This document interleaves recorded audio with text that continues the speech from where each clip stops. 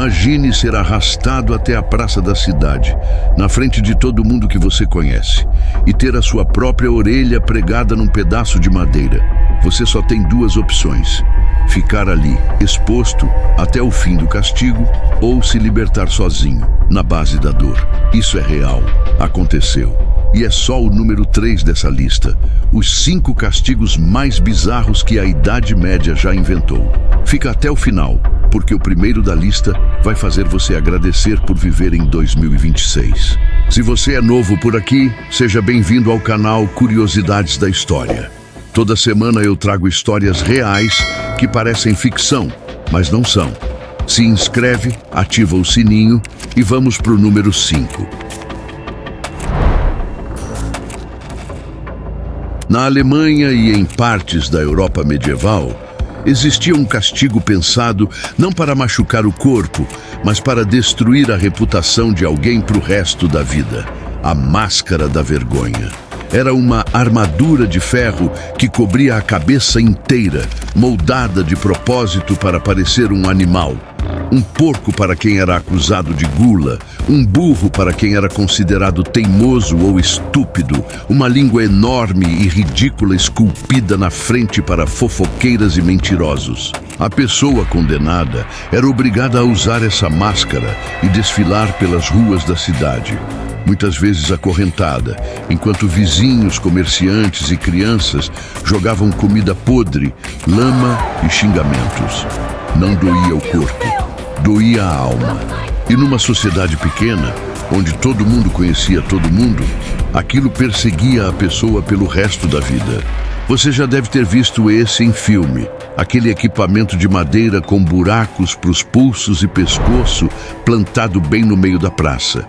Só que o pelourinho medieval era muito mais cruel do que qualquer cena de cinema mostra.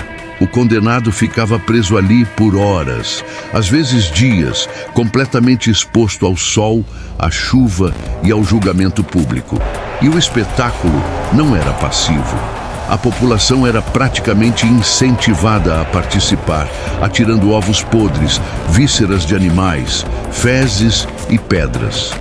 Em muitos casos, o carrasco também cortava uma orelha do condenado antes de liberá-lo, como marca permanente do crime.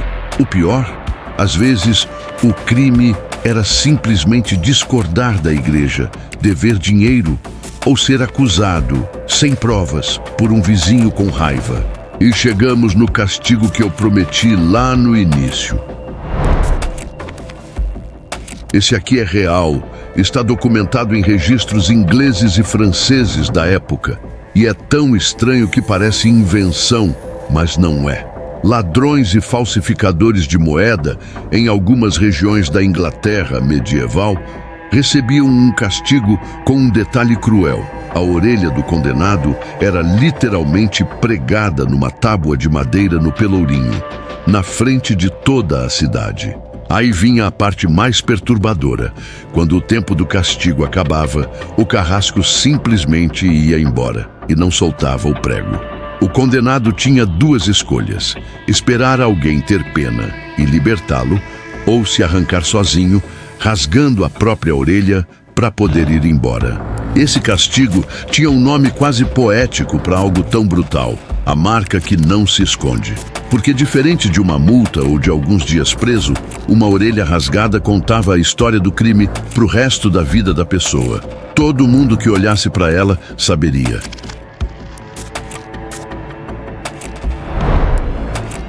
Esse castigo era reservado principalmente para mulheres acusadas de falar demais, fofoqueiras, esposas consideradas briguentas ou mulheres que ousavam discordar publicamente dos maridos ou das autoridades. A condenada era amarrada numa cadeira de madeira presa na ponta de uma longa viga, como uma gangorra gigante montada à beira de um rio ou lago. A multidão se reunia para assistir enquanto ela era mergulhada na água gelada, repetidas vezes, diante de todo mundo. Em teoria, era só um castigo de humilhação pública. Na prática, muitas mulheres se afogavam de verdade, principalmente as mais velhas ou mais fracas, que não aguentavam os mergulhos repetidos no frio. E chegamos no mais brutal de todos, reservado para os crimes considerados imperdoáveis, como traição ou assassinato premeditado. O condenado era amarrado a uma roda gigante de carroça, esticado com os braços e pernas abertos entre os raios. E então, com uma barra de ferro pesada, o carrasco quebrava osso por osso, começando pelos braços e pernas, um de cada vez, na frente de uma multidão. Depois, em muitos casos, a roda com o corpo ainda vivo era erguida verticalmente num poste alto, no centro da cidade, e deixada ali por dias, como um aviso público para quem passasse. Alguns condenados sobreviviam pendurados ali por até 3 dias antes de finalmente morrer. Quando a gente olha para trás e vê castigos como esses, fica claro o quanto a ideia de justiça mudou ao longo dos séculos.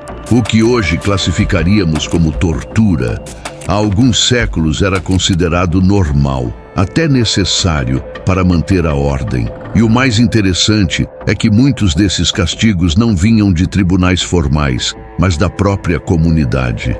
Era o vizinho, o comerciante, a multidão inteira decidindo na hora o destino de alguém.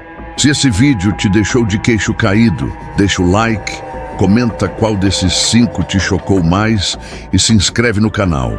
Toda semana tem história real que parece mentira. Te vejo no próximo vídeo.